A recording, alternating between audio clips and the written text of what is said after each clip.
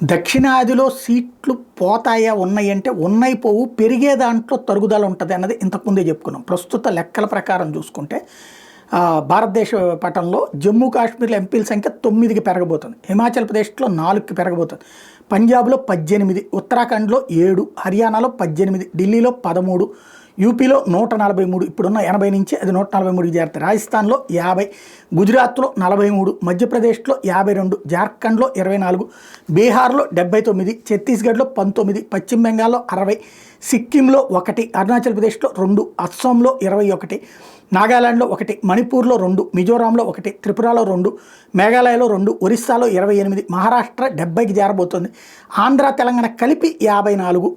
అంటే మనకి ఇక్కడ ఒక 40 దాకా చేరితే 45, ఇది ఇక్కడ 25 ఉన్నాయి కదా, ఇక్కడ 40 దాకా చేరితే అక్కడ 17 నుంచి 24 దాకా చేరేటటువంటి పరిస్థితి ఉంది అన్నటువంటిది.